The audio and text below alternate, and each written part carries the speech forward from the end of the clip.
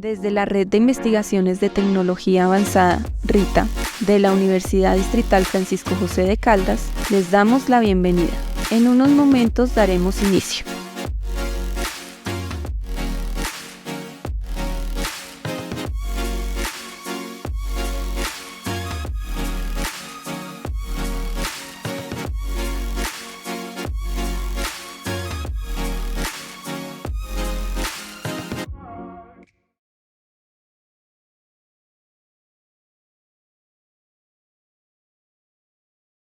Supongo que tiene que ver con el ejercicio después de pospandemia y con el desarrollo, y es que empieza a aparecer una categoría que viene de afuera pero se mete muy en fuerza, igual que el de matemáticas, que es la categoría de tecnologías, conocimientos sobre tecnologías, bien, en estos desarrollos, y también pues estrategias de inclusión, diferenciación, coding, que es una profe que es egresada de acá pero está en estos momentos en Carolina del Norte y allá tuvo que aprender todo un ejercicio de programación y desarrollo, porque las matemáticas se enseñan es con el ejercicio de código y con programación y con tecnología, entonces hay que transversalizar. Entonces ahí empiezan a aparecer como todos esos desarrollos, y en particular una cosa que me pareció súper interesante, que yo no tengo ni idea de cómo se hace eso, es cómo el programación y código se une con matemáticas para trabajar en las aulas de inclusión. Y entonces todo se trabaja por medio de esos dispositivos y esas gestiones. No tengo idea cómo es ese desarrollo, ella ya tiene una experiencia mucho más fuerte.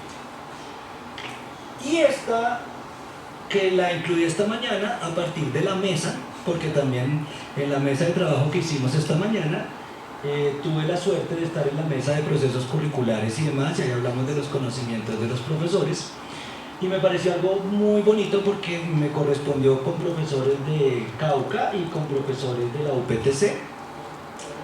Y pues ahí les dejo que espero más o menos haber retratado lo que dialogaban y demás. Y había una cosa súper interesante, por ejemplo, y es que la propuesta de los profes del Cauca tenía una conexión de proyectos que ya no es proyecto, sino que el proyecto educativo comunitario se vuelve proceso educativo comunitario. ¿Lo dije bien? ¿Sí? Listo. Bien. Entonces, cuando ya pasan en ese ejercicio, algo que llamaba mucho la atención en la mesa es que unen el proceso educativo comunitario y los conocimientos y saberes ancestrales con robótica. Entonces es como un poco raro hablar de robótica, conocimientos ancestrales, cultura indígena, es como en el común nos suena como disonante, y ahí tuvimos todo un diálogo súper enriquecedor, por lo menos para mí, muy enriquecedor de esta mañana. Entonces creo que no era justo dejarlos por fuera de, entonces por eso alcancé a poner allí unos elementos.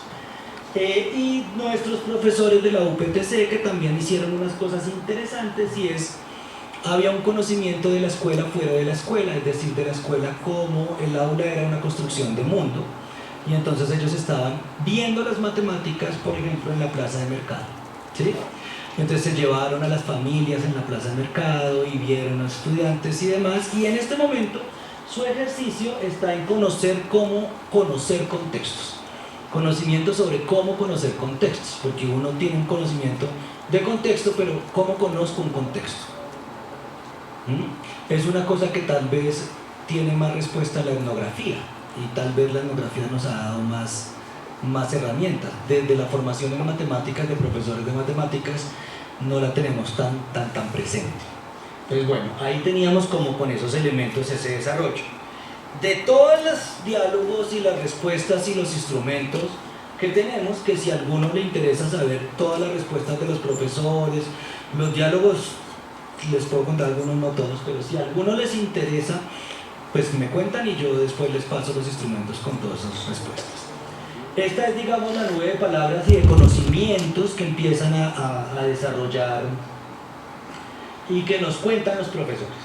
Como ustedes se dan cuenta, pues tecnología es más que matemáticas en estos momentos, es decir, hay una necesidad del conocimiento entendido en tecnología. Allí cabe las tecnologías, aquí esto es importante, allí caben las tecnologías digitales, o sea, las TIC, las TAC, y las tecnologías que a mí me parece interesante, y si tienen preguntas frente a eso se pueden ir con el profe Edwin, que es más experto, que son las TEP, que son las tecnologías de empoderamiento. los profes están pidiendo mucho ese ejercicio en el ejercicio de los procesos tecnológicos. Y están diciendo que hay que hacer unos desarrollos de conocimiento no solo para mediar, sino para construir.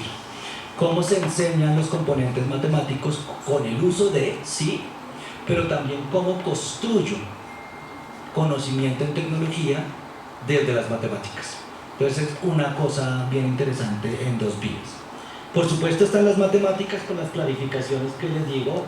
Para profesores hay habilidades, para otros hay competencias, para otros hay conocimientos, para otros hay conocimientos cognitivos y para otros hay solo un tipo de matemáticas. Eso es relativo, aun cuando la mayoría está hablando de las matemáticas. Otra cosa que me pareció importantísima es que los profesores ponen en primer lugar tener conocimiento sobre la gestión y el manejo de las emociones. Y la gestión y el manejo de las emociones y tener conocimiento sobre todo el proceso socioemocional, tanto para trabajar con estudiantes como para trabajarlos con ellos mismos. ¿Sí? Eso me pareció una cosa, a mí me sorprendió. Está el ejercicio de las didácticas y con eso me hicieron un llamado súper importante y es: nosotros no necesitamos didácticas generales en las acciones, necesitamos didácticas específicas en términos de los contextos y en términos de las relaciones. Pues ahí hay un reto pues, para todos los que somos formadores y demás. Contextos, creo que eso pues ya sobra decir que es una prioridad vital. Los conocimientos sobre los contextos, y ahí tengo que decir que no se trata de decir que hay múltiples contextos y que todos los contextos son distintos y que cada contexto tiene su particularidad. No, se trata de verdad de construir conocimiento sobre cómo conocer un contexto, cómo estar en un contexto y cómo mediar ese proceso interaccional para transformar contextos si es lo que se quiere. No se trata de decir que hay distintos contextos porque eso ya pues lo decimos. Eso particularmente, esa aclaración que estoy haciendo, que me la estoy robando en este momento, pero para hacer justicia, esa aclaración me la hicieron unos profesores de La Guajira, unos profes de matemáticas de La Guajira. Y aquí no se trata de que nos digan que mi contexto es distinto, porque pues ya todos sabemos que nuestros contextos son distintos. Se trata de que ustedes aprendan a cómo conocer contextos y cómo estar en esos contextos. Y los profes, pues normalmente, en eso cuando llegamos en matemáticas, en ese caso nos decían que no tanto, entonces esa claridad me la hicieron ahí. Tienen el ejercicio de cómo construir comunidad, ese también es una cosa que me parece interesante y yo particularmente en este momento creo que no tengo ese conocimiento y es, como profesor de matemáticas yo no sé cómo construir, cómo sostener y cómo escalar una comunidad de profesores de matemáticas como comunidad. Creo que por ejemplo hay muchos esfuerzos y se hace ese desarrollo, pero en los colegios pues es muy difícil hacer ese ejercicio de comunidades. Creo que ayer hubo respuestas con Marta, creo que era, ¿cierto? Y vi ahorita aquí, no sé qué se hizo la cartelera. Aquí había una cartelera de red, sí, ¿cierto? De los egresados. En ese ejercicio para construir comunidad, pero ese conocimiento no está documentado. ¿Cómo construir ese ejercicio de comunidad? Esa es una cosa que tenemos nosotros. Cuando digo no está documentado, somos nosotros. Porque ahí, pues, creo que hay la literatura tiene un gurú de eso que es comunidades de aprendizaje. Bueno, que tiene ahí un desarrollo súper fuerte. Entonces tiene esos componentes, está asociado a ese tipo de conocimientos. Ahí más pequeño tienen conocimientos sociales, conocimiento de habilidades, conocimientos de aplicaciones. Y uno que me llamó mucho la atención, que se los mencionaba, es conocimientos de tipo transversal. Es decir, en los colegios en estos momentos hay una tendencia a que el área de matemáticas ya no debe trabajar solo los planes de estudio de las matemáticas que teníamos en los 90, sino que las matemáticas deben ser transversales por núcleos de pensamiento, por núcleos problemáticos, por núcleos, como llamamos nosotros, problemáticos temáticos, ¿sí es así? Problemáticos temáticos, el lema, y ya hay muchos colegios que están hacia ese ejercicio, pero para hacer eso necesitan un trabajo y un esfuerzo interdisciplinario y un conocimiento transversal. Entonces nos piden en el ejercicio reconocer ese tipo de elementos. Ya con todos esos elementos y esos desarrollos, hay 4 componentes en donde yo logré capturar los tipos de conocimientos que se están pidiendo desde los profesores, y es unos conocimientos que se construyen en términos de la identidad, la autoimagen del profesor, es decir, el conocimiento que sí construye el profesor, no el que le dan. Unos conocimientos que están asociados en el proceso de cognición y memoria, y esos procesos evolucionan en términos de conocimiento. Hay unos procesos de relaciones temporales de acciones, y esos conocimientos en esos procesos están asociados a los conocimientos, por ejemplo, de tipo tecnológico, y por ejemplo a los conocimientos de tipo transversal, porque están muy asociados con el tiempo, con los cambios. Lo que hoy consideramos tecnológico digital, tal vez en 20 años no. Entonces ahí hay unos ejercicios de temporalidad que tienen que ponerse. Y una llamada que nos hacen los profes muy fuertes son los conocimientos de tipo interaccional. O sea, los conocimientos que se construyen y que salen y emergen de la interacción de su práctica y de su experiencia, que mutan y que tienen en cuenta los factores contextuales. En eso no tenemos aquí. Todo conocimiento, no solo el de los profes, todo conocimiento tiene unas relaciones de significado y tiene unas relaciones de sentido. Para que sea conocimiento, pues yo tengo que darle significado y sentido. Y ahí hay una relación entre sujeto y objeto. ¿Listo? Esas relaciones, en nuestro caso, van a tener algo que llamaba Godino, porque eso sí lo dice Godino. Godino plantea que esos conocimientos tienen que tener naturaleza institucional y naturaleza personal. Y en la interacción entre esas dos es que hay una generación también de esa identidad y de ese desarrollo. Eso implica que para construir los conocimientos del profesor, pues hay que poner en el centro al profesor. Y es el profesor el que tiene que construir ese tipo de conocimientos. Eso cambia es una bobada, y creo que aquí ya muchos lo sabemos, pero lo recupero en términos de no es tan fácil poner al profesor en el centro de verdad. Porque igual cuando gestionamos para enseñarles conocimientos, pues igual los vemos al otro lado. Entonces yo decido qué conocimientos te quiero enseñar. Y después tú decides qué conocimiento quieres aprender. Y de pronto entre las dos no hay relación. ¿Sí? Entonces ahí es central, digamos, el ejercicio del centro. Y en ese particular desarrollo hay una cosa que entendí en esta charla con estos profes, y es las matemáticas que tenemos en estos momentos tienen un enfoque social y cultural que queramos sí o sí, ya está mediado por conocimientos de otras áreas y ya está impregnado de una manera transversal. Inclusión, diversidad, integración, bueno, creo que dijeron que podía decir cualquiera de esas frases ahorita en la charla, no me siento más libre.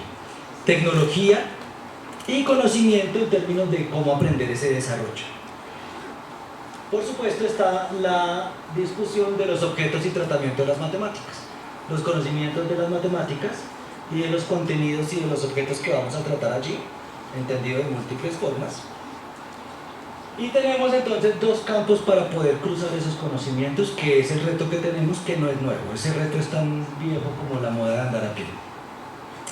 Y es los conocimientos desde lo formativo, pero también los conocimientos desde lo interaccional. ¿Sí? Y en lo interaccional es que perdemos de vista muchas cosas desde el ejercicio formativo. Entonces ahí debe haber un desafío entre los dos, que se traduce en algo que utilizamos mucho para hablar de conocimientos en la educación, pero casi siempre lo ponemos en la educación básica y media, y que para mi gusto debería ponerse en la discusión de universidad y de formación de profesores de matemáticas particularmente, y son 4 tipos de conocimientos centrales. ¿Sí? ¿Qué son esos 4 tipos de conocimientos centrales? Eso está en el año... Esto salió desde el año 96. con el informe de la UNESCO, creo, si no me equivoco, sobre el ejercicio de los 4 pilares de la educación: aprender a conocer, aprender a hacer, aprender a vivir y aprender a hacer.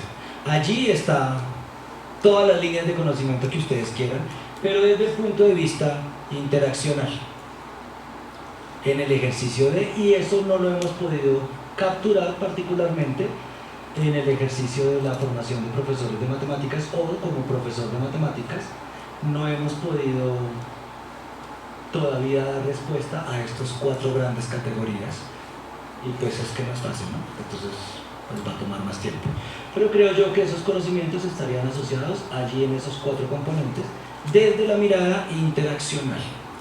Eso para mí como profe de universidad en este momento me implica, por ejemplo, decir cosas como: nosotros como lema tenemos una cosa muy bonita, y es que tenemos unas buenas relaciones con muchos colegios, pero la relación debería ser mucho más fuerte, de allá, de los colegios hacia la universidad.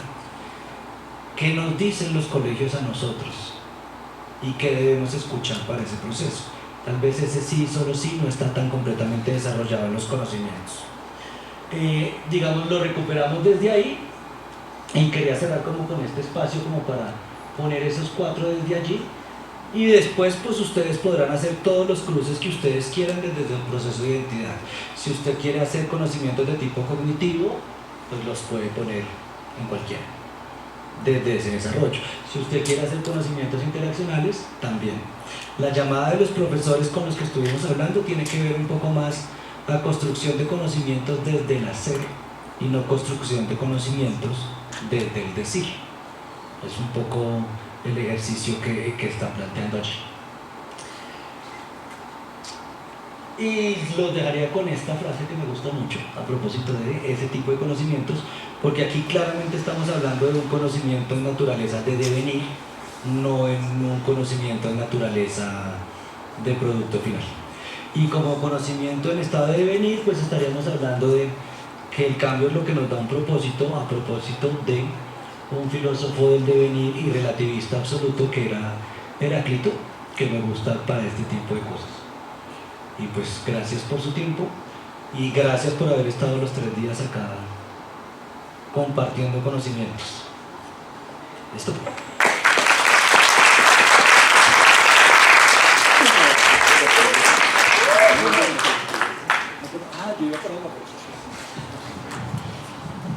Bueno, entonces abrimos el espacio para las preguntas.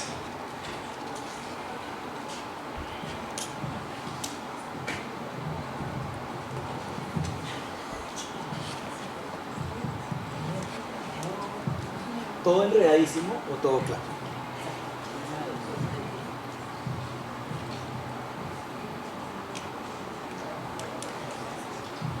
¿Listo? ¿Hacemos?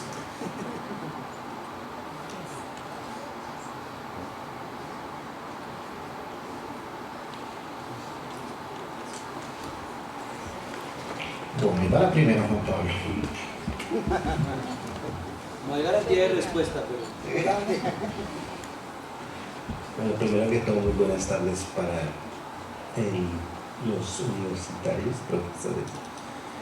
Y pues, primero me sorprende la capacidad de recopilar la información, en el cual en la mesa de trabajo se pudo reflejar, y en el cual me identifico dentro de lo que tú haces todo el argumento, ya que el venir acá nos genera esas expectativas para continuar en ese trabajo hermoso que es alrededor de nuestras matemáticas y nuestras pasiones, como son las tecnologías, o cada una de las pasiones que tenemos aquí como docentes que ejercen y como docentes que se están formando.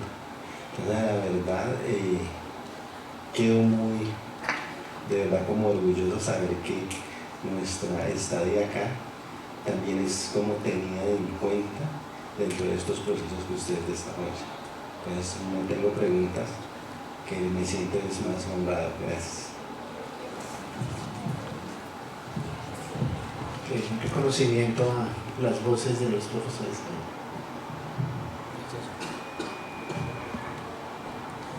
¿Alguien más? ¿Una intervención, pregunta, reflexión?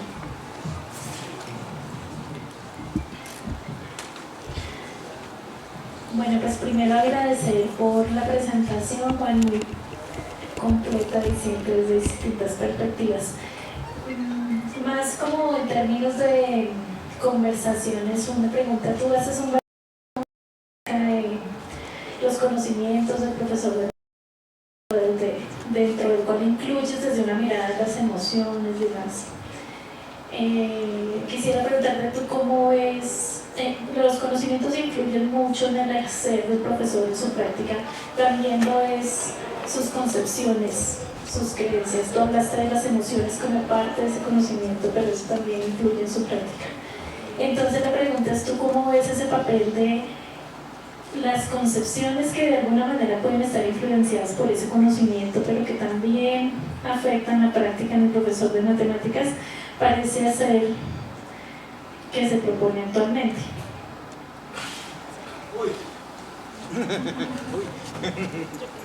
Un trabajo de tesis.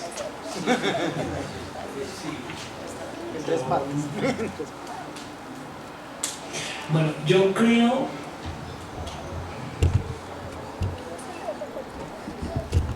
que no te voy a dar respuesta, pero creo que hay una cosa reflexiva chévere y es, mira, hay una cosa que hablando con estos profes, y sí, por lo menos en investigación y antes y con muchos profes, hay una cosa que yo entendí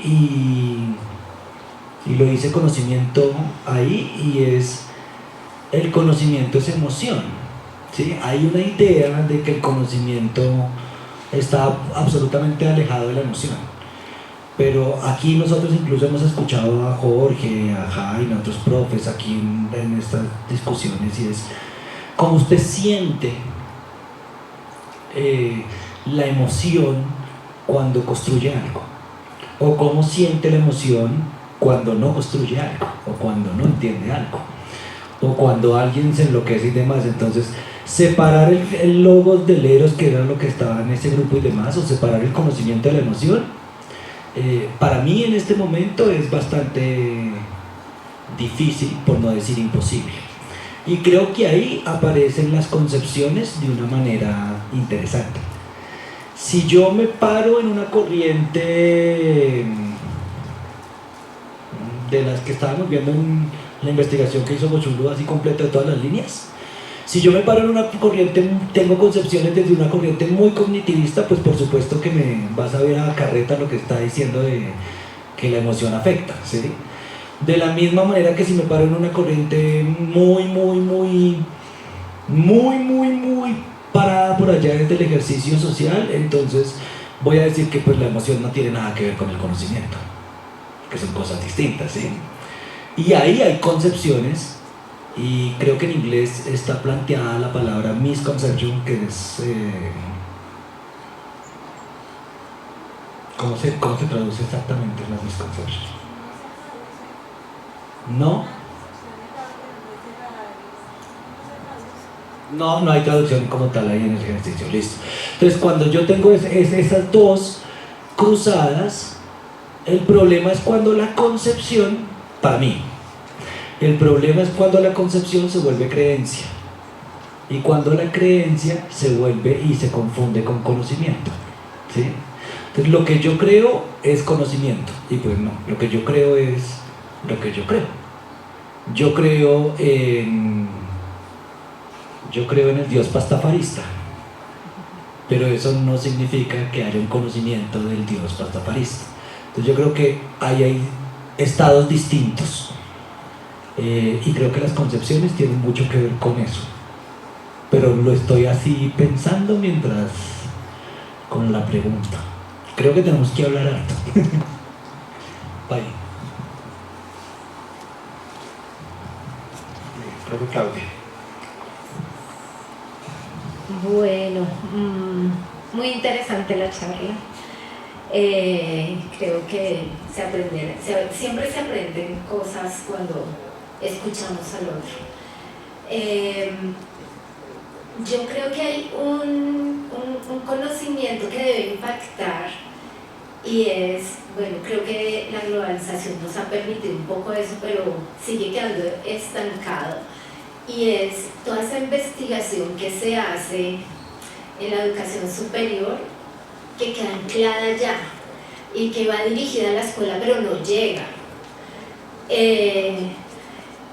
Yo creo que el hecho de poder navegar por la internet ha permitido que ese conocimiento salga un poco, pero sigue estando anclado ahí, como cuál será ese ejercicio, porque creo que ahí hay muchas respuestas, no todas por supuesto, porque la educación sigue evolucionando, pero ahí hay muchas respuestas de las que los profesores dicen nos falta esto, y a veces uno dice eso ya se ha investigado, pero queda anclado y como que no logra el impacto que debe lograr.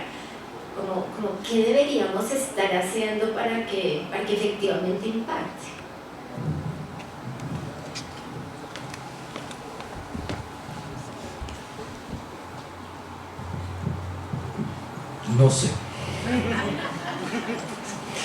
No sé, si la supiera creo que tendríamos ahí un megaproceso interesantísimo. Creo,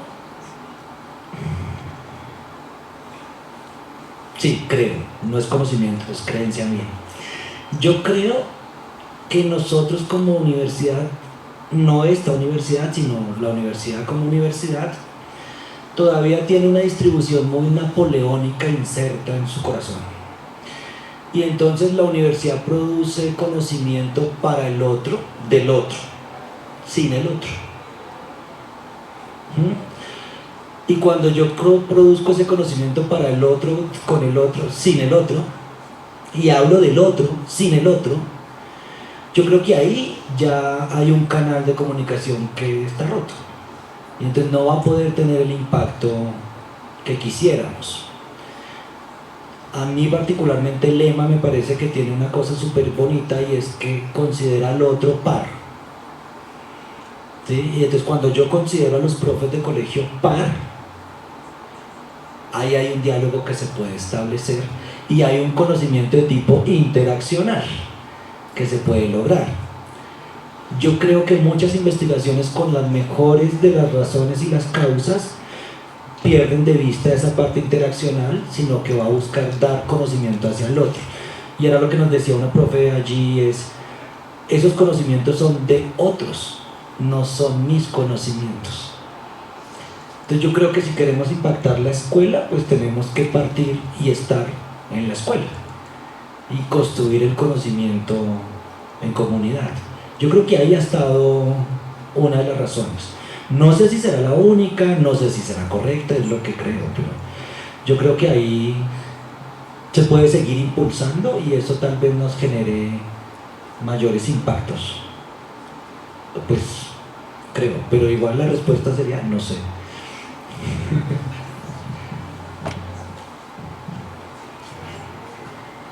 Jaime y por acá.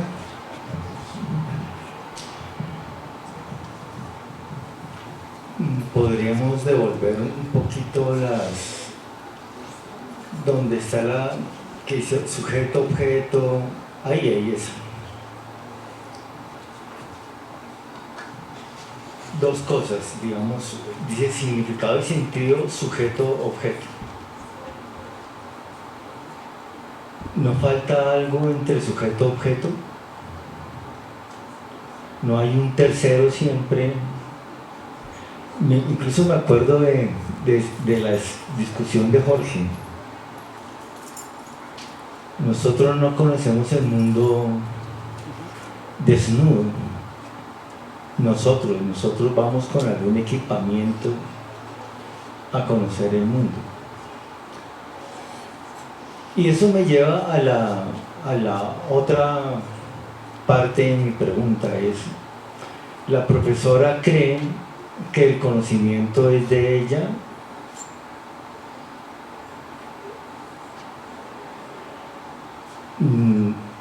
Creo que todo lo que nosotros tenemos es prestado, digamos, de algún modo, y tiene que ver con esa idea del significado de un sujeto, objeto y del tercero, o sea, yo entiendo que alguien puede decir algo como, mierda, ahora ya, o sea, al fin, ¿no? Lo logré, pero es un lograr que me dice a mí que en esa relación que establezco con el mundo hay una cierta comprensión de eso en mí. Y claro, yo lo puedo catalogar como mío. Pero en ese mismo sentido, entonces lo que el otro me dice,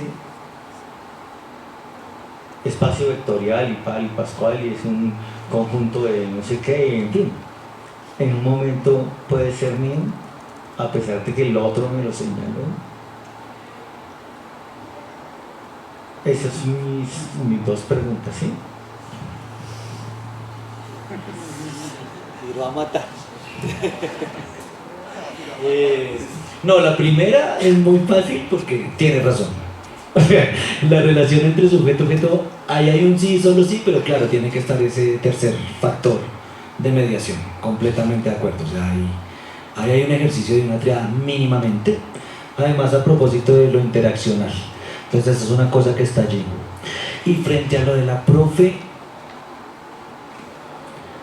yo no sé, ¿será que la profe estaba pensando que si era de ella? O sea, de tenencia. Yo en ese momento que hablé con ella y demás, no me lo pregunté. Ahorita que lo estás diciendo, pues me pregunto si será lo que la profe tenía o no. No sabría decirte qué está pensando ahí, tocaría revisar. Lo que sí creo es la segunda parte, es si algo es de otro, ¿puede ser mío?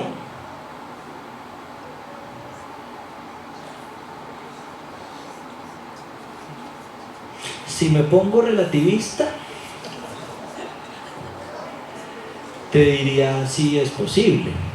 Si me pongo un poco menos relativista y un poco más popperiano, diría Jorge, diría no es posible porque hay un ejercicio de construcción y de préstamo y demás, y de paso de temporalización. Yo creo que ese mío no es de tenencia, sino es mío de autonomía en construcción. No de posesión, sino de yo lo tengo, lo logré, o sea, yo lo tengo, yo lo logré.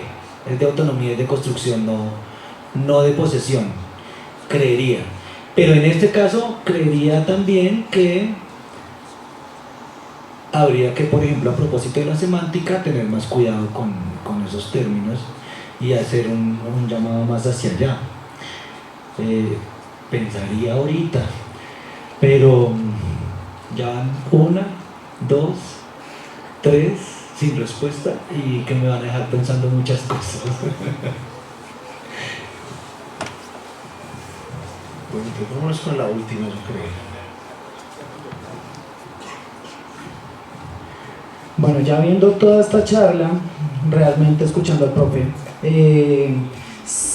pues realmente no es una pregunta, sino más mi intención es compartir una inquietud que, pues digamos, voy a tener de aquí a que si lo logro descubrir, pues genial.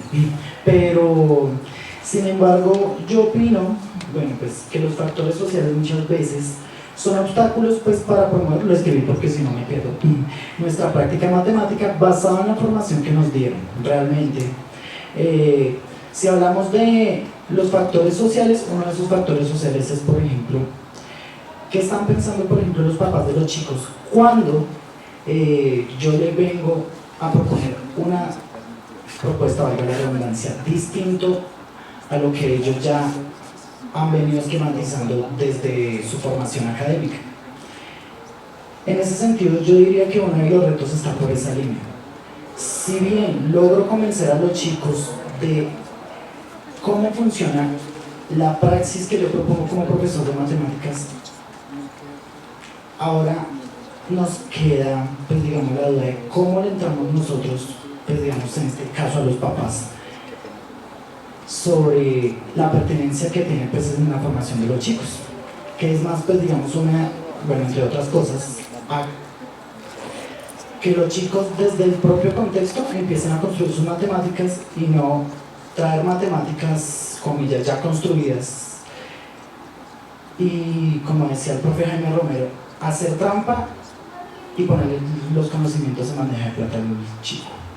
No sé si me hice entender por ahí la inquietud. O sea, esa no es una pregunta para responder, sino que lo comparto en términos generales. Estoy elaborando.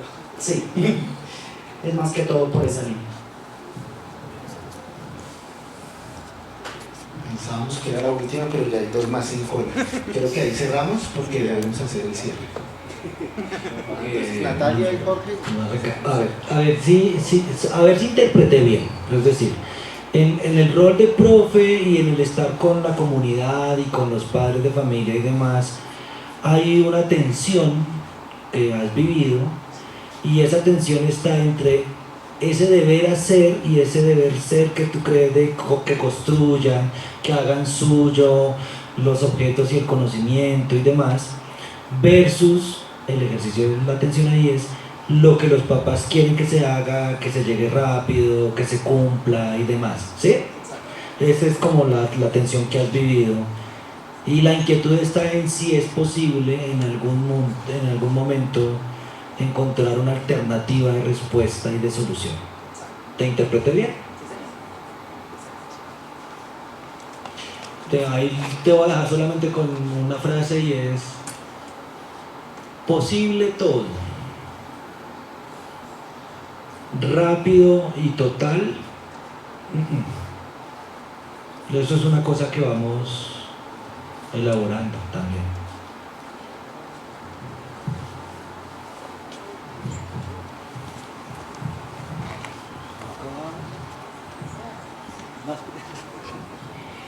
Bien, cuando tú planteabas las preguntas que les propusiste a los profesores, pusiste una palabra fuerte y clave, que era ese conocimiento actual, la parte actual que se debería tener, por un lado. Por el otro lado, cuando ya establecías esos 4 elementos mínimos a considerar, ponías la temporalidad. Bajo este contexto, y ahora me sitúo en la formación, en los formadores, tenemos 2 escenarios, que es la formación de futuros profesores y la formación de profesores en ejercicio. Entonces, en este segundo elemento, que son los profesores en ejercicio, uno ingenuamente podría decir, lo tenemos sencillo porque podríamos establecer en nuestra actualidad cuáles son esos conocimientos en relación a los estudiantes que se les va a enseñar para que aprendan algo. Pero cuando estamos pensando en la formación de los futuros profesores, profesores que van a tener unos estudiantes que no son del hoy, sino que son unos estudiantes de un mañana, ¿cómo podríamos articular esta idea del conocimiento actual para unos estudiantes que no son del hoy? Y ese cómo luego se liga con el qué. Y ahí seguimos. Con un futuro incierto atrás. Sí. No, están muy juiciosos, muy profundos. Natalia, yo creo, hoy estoy robándome un montón de frases, pero hay una frase que dice: pues no es posible hacer o no haga del futuro incierto presente realizado, que está por allá. Entonces ahí está esa pregunta del futuro y demás, ¿cierto? Sin embargo, a mí me parece que la palabra actualmente tiene que ver con 2 intenciones principales. Con que actualmente haga conciencia del aquí, pero proyecte que esto puede cambiar, que de hecho va a cambiar, ¿cierto? Entonces, si yo digo, esto que tengo aquí va a cambiar después, y esto también, y esto que tengo ahorita cambió lo que tenía hace 20 años y demás, entonces yo puedo encontrar en ese comportamiento unos patrones que me permitan decir que puedo forjar por debajo de conocimiento, ¿sí? Entonces, por ejemplo, si yo aprendo a aprender, que por eso también, digamos, al final ponía como ese ejercicio, si yo aprendo a aprender, eso se me va a estar ahí en el continuo. ¿Qué tengo que aprender? Pues ahorita puede ser que tenga que aprender Python. Como hace 5 años podría tener que aprender R. O como hace 3 en pandemia nos tocó aprender una pseudoeducación virtual ahí, sí, de un momento a otro, ¿cierto? Pero por debajo está ese aprender a aprender. Yo tengo que aprender a aprender. Tengo que aprender a conocer. Si tengo esas cosas por debajo, tal vez esos sean los conocimientos o las fuentes de conocimiento que debemos ir pensando, más que solo los elementos como muy puntuales. Creo que esa puede ser una primera línea. Además, eso le permite a uno ser mucho más juicioso con la mutabilidad del conocimiento, ¿sí? Porque cuando uno entiende la mutabilidad del conocimiento, o el conocimiento y el ser como una categoría mutable, tal vez es más fácil desprenderse con, es que aquí hacíamos, es que en didáctica de la aritmética hacíamos una situación de suma de tal cosa. Tal vez cuando uno entiende la mutabilidad del conocimiento, tal vez ve que no es la situación en sí misma, sino lo que hay por debajo, lo que está generándose en esas cosas. Y creo que esos serían los que debería mostrarnos para la formación de profesores cositas, más que los elementos que se agreguen, diría. Pero igual voy a contestar al final, me quedo pensando. Muchas quedaron abiertas. Ok. No.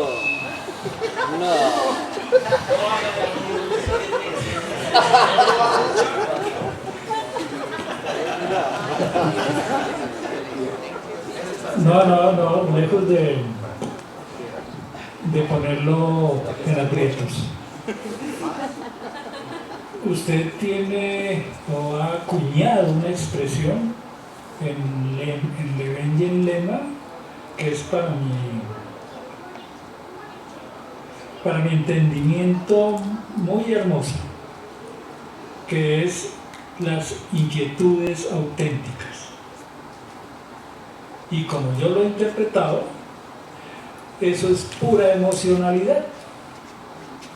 Es la emoción la que le permite reconocer y reconocer para sí mismo que hay algo que me inquieta y que me lanza a explorar, a buscar respuesta, y que la busco y que la encuentro. Cuando digo respuesta no es que sea única, ¿sí? Puede ser múltiple y diversa. Y cuando eso hago yo, para referirme a la profesora de mi conocimiento, yo creo que ella se estaba refiriendo en ese sentido. Y no es que todo haya salido de la magia de ella, sino que tuvo que acudir a otros para efectos de su búsqueda. Y en la interacción con ellos, con esos otros, pues fue construyendo sus respuestas y puede decir entonces, aquí están mis respuestas, que son mías. Y eso también se responde desde la emocionalidad, desde el sentimiento cierto de que yo fui quien encontró esas respuestas, acudiendo a otros, sí. Y en ese sentido, pues por supuesto, mi conocimiento también es el del otro. Y le aporta al otro. Y por eso me encanta tanto su inquietud auténtica, porque es muy poderosa.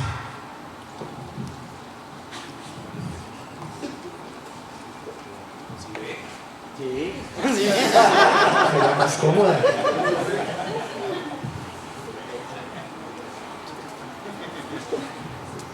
Sí, ya, ¿cierto? Pensé que iba a replicar. Entonces, muchas gracias, profesor.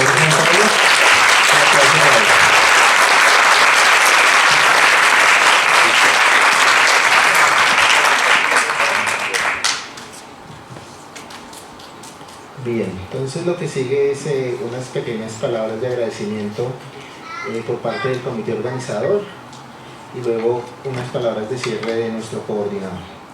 Entonces yo traté de escribir algunas cosas aquí para no olvidar que la memoria no me traicione.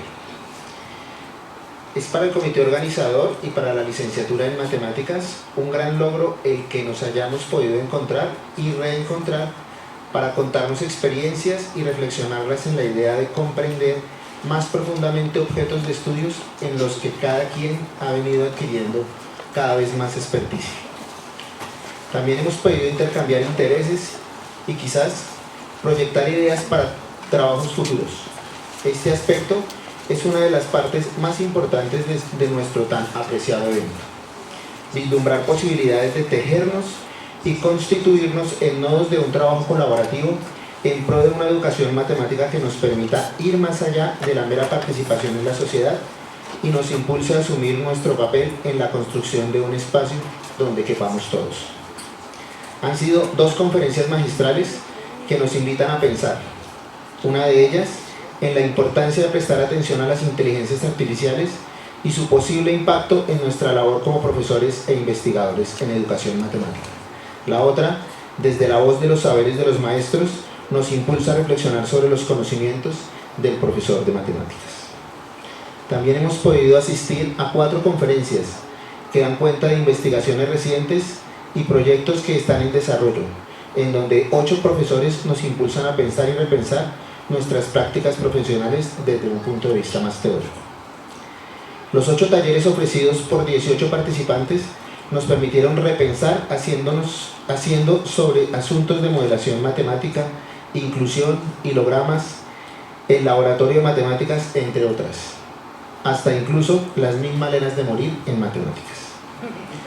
Los 12 reportes de investigación, las 14 experiencias de aula y los 17 pósters nos permitieron reconocer algunas de las temáticas que se están desarrollando e impulsando en los trabajos y prácticas pedagógicas recientes de 45 profesores de matemáticas.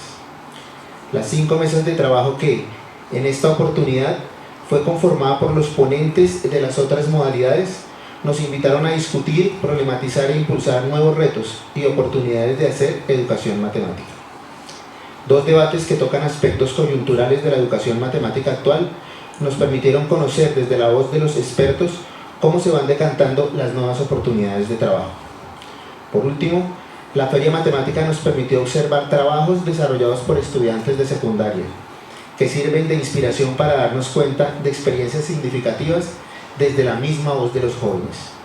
En síntesis, esperamos que la parte académica del encuentro abra posibilidades de diálogo, brinde la oportunidad de nuevos proyectos y deje muchas dudas, más de las que traíamos al inicio de nuestro trabajo. Es importante resaltar que en esta ocasión contamos con la participación, además de los estudiantes y profesores de la Universidad Distrital Francisco José de Caldas y de nuestros egresados ya en pleno desarrollo, con profesores y estudiantes de los programas de maestría en educación y del doctorado interinstitucional. Además, contamos con la participación de universidades hermanas como la Universidad Pedagógica Nacional en Bogotá, la Universidad del Cauca, la Universidad del Valle y nuestro invitado de la Universidad de Antioquia. A nivel latinoamericano, contamos también con la asistencia de al menos 5 profesores de Centroamérica y México. Fueron más de 1500 tintos, aguas aromáticas y tés que nos ayudaron a mojar la palabra en los pasillos y atrevernos a soñar y repasar cada una de las actividades que fuimos desarrollando. Agradecemos de manera especial al rector del colegio, Jorge Alfonso Pérez, por disponer las instalaciones y equipos y al personal del colegio Próspero Pinzón. Especialmente agradecemos al funcionario Omar Gutiérrez por su disposición y ayuda, a los invitados, a los ponentes, a los asistentes, a los profesores del proyecto curricular de la licenciatura en matemática, a la red de investigación y tecnología RITA. Felicitarnos y felicitarlos por mantenernos en el desarrollo del encuentro, a los compañeros del comité organizador, mil y mil gracias por su entrega y compromiso. Fueron miles de retos los que afrontamos y espero hayamos resuelto en pro de lo que esperamos de nuestro evento. Un especial agradecimiento a Sol Karina Vega, quien desde hace meses está tras bambalinas en toda la logística y quien nos mostró que hacer escuela vale la pena. Comenzó estos pasos desde los primeros semestres de la licenciatura en matemática, cuando cursaba ya su segundo semestre, hace varios años. Ya como profesional, asumió con mucha entrega y compromiso el apoyo y el desarrollo de este evento.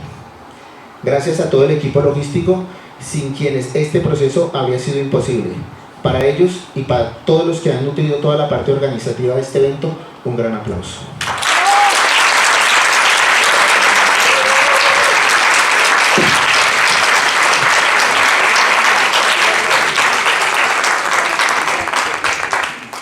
Mil gracias para todos. Profesor José Torres, para que nos dé la retirada final.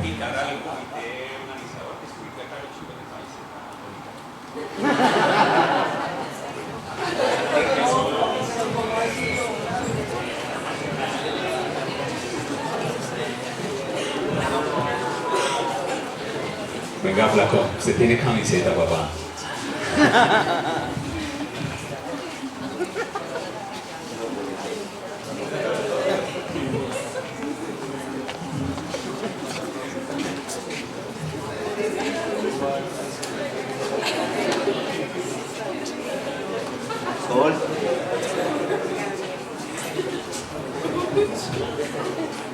Estos chicos que ustedes ven ahí, me meto entre los chicos para untarme juventud de energía, para sentirme respaldado. Es muestra de que trabajando en conjunto podemos desarrollar muchas cosas. Yo sé que como profesores nos abruma muchas veces la soledad del aula, aunque estemos acompañados, pero en términos generales trabajamos solos. Y bueno, quisiera cerrar este evento pidiendo un aplauso para este equipo, para el trabajo colaborativo que desempeñaron.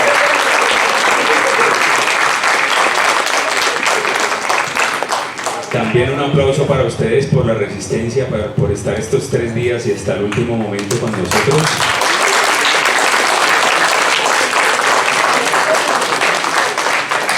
Creo que estamos todos aquí porque de una u otra manera pensamos cómo ser profesor de matemáticas, qué puede ser profesor de matemáticas. Y cada una de las experiencias que tuvimos en este 9º encuentro EDEM, como en los anteriores, de una u otra manera nos hace caer en cuenta que ser profesor de matemáticas no es una cosa acabada, agotada, no es cuestión de una fórmula.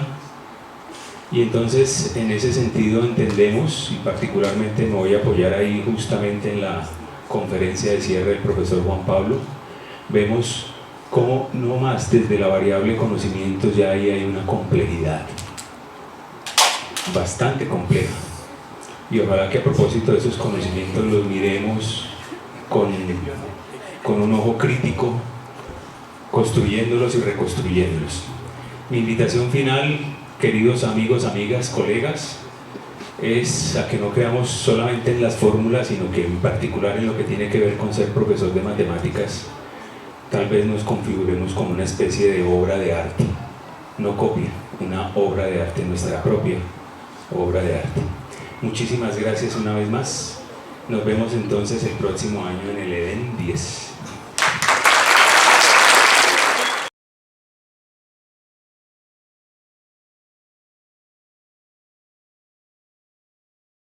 Desde la Red de Investigaciones de Tecnología Avanzada, RITA, de la Universidad Distrital Francisco José de Caldas, agradecemos su participación. Los invitamos a seguirnos en nuestras redes sociales y a conocer nuestros servicios en rita.udistrital.edu.co.